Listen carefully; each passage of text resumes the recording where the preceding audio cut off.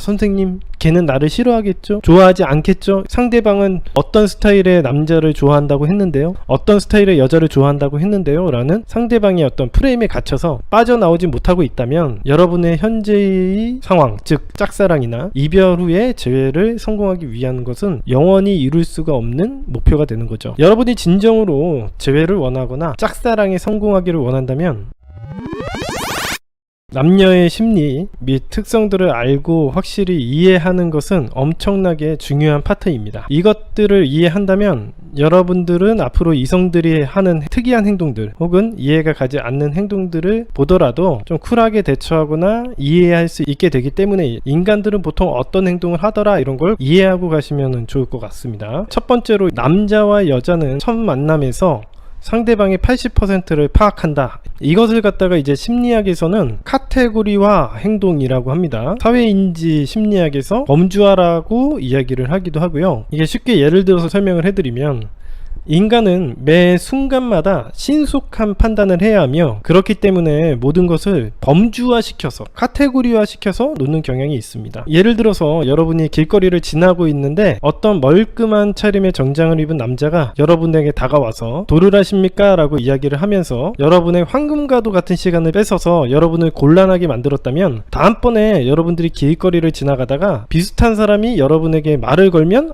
저번에 이런 비슷한 경우가 있었지 하면서 이번엔 피해야겠다 라고 순간적으로 생각을 하게 되고 괜찮습니다 라는 말과 함께 무시하고 지나가게 되는 것이죠. 인간은 이렇듯 매번 생각하여야만 하는 것들을 경험을 토대로 범주화 시켜놓고 카테고리화 시켜놓고 비슷한 상황이 생기면 빠르게 판단을 하여 불필요한 시간 낭비를 줄이는 행동을 결정하게 됩니다. 요거에 관련돼서 여러분들이 책을 찾아보시고 싶으시면은 넛지라는 책이 있어요. 그 책을 보면은 아마 좀 더 이해가 되지 않을까. 이게 여러분이 연애 상담을 받거나 이별 후에 재회 상담을 받을 때도 똑같은 일이 발생을 하는데요. 그 중에 가장 많은 예는요, 연애 상담을 제가 10년 넘게 하고 있는데, 예전에 MBTI나 회피형 이런 말이 없었을 때는 대부분의 사람들이 혈액형을 가지고 얘기했었어요. 꼭 사연을 보내라고 하면은 혈액형을 첨가시켜서 보내더라고요. 그런 행동을 하더니만 요즘에는 MBTI 성인 애착 유형이라고 해가지고 회피형이라던가 불안형이라던가 유튜브가 발달하면서 이런 얘기를 하더라고요. 이런 것들이 같은 예입니다. 우리가 이런 사람들은 A형 스타일이다, B형 스타일이다, O형 스타일이다, 이렇게 나눠놓고 생각을 하는 게 바로 범주화 행동이다 라고 보시면 되겠습니다. 사실 여러분들이 미르코의 생존연애 이 프레임 이론이라던가 심리 이론을 갖다가 제가 설명을 해드리는데, 이런 이론을 통해서 설명되지 않는 사회 현상들은 단 한 가지도 없습니다. 하지만 많은 사람들은 제 방송을 알지 못하기 때문이기도 하고, 어딘가에서 이 연애에 대해서 체계적인 이론을 배워본 적도 없기 때문에 그저 혼란스러운 잘 모르는 상대에 대해서 혈액형이라던가 MBTI, 성인 애착 유형 같은 그런 것들로 규정 지어 놓으려는, 이 불확실성을 줄여보려는 행동을 하는 것이죠. 그래서 불안하신 분들이 심리 테스트도 잘 믿게 되고 미신도 많이 믿게 되는 겁니다. 그래서 일반적인 사람들은 심리 테스트나 MBTI 이런 거에 환장을 하는 것입니다. 왜? 그렇게 분류를 해놓으면은 꺼내 쓰기가 쉽잖아.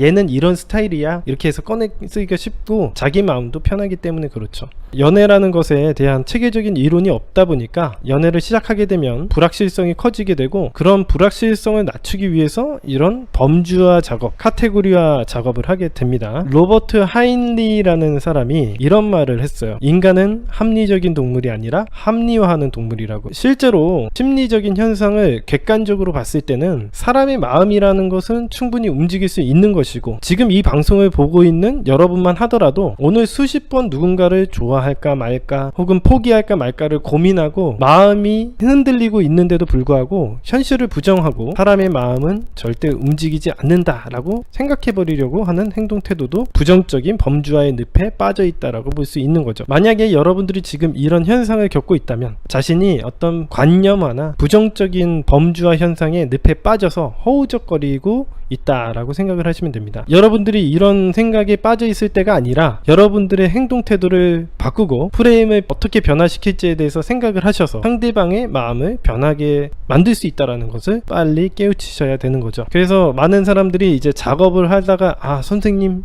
걔는 나를 싫어하겠죠? 좋아하지 않겠죠? 상대방은 어떤 스타일의 남자를 좋아한다고 했는데요, 어떤 스타일의 여자를 좋아한다고 했는데요 라는 상대방의 어떤 프레임에 갇혀서 빠져나오지 못하고 있다면 여러분의 현재의 상황, 즉 짝사랑이나 이별 후에 재회를 성공하기 위한 것은 영원히 이룰 수가 없는 목표가 되는 거죠. 여러분이 진정으로 재회를 원하거나 짝사랑에 성공하기를 원한다면 미르코의 생존연애에 나오는 이론을 적용하여서 여러분의 가치를 높이고 프레임을 전환시키고 상대방의 프레임을 깰 수 있다면 여러분이 어떤 원하는 것들이든 다 가질 수가 있는 겁니다. 따라서 상대방의 마음을 여러분들은 조정할 수 있기 때문에 절대 포기하지 마라, 이런 말을 드리고 싶었어요. 카테고리화라는 것들이 이제 프레임과 연결되어 있다는 것.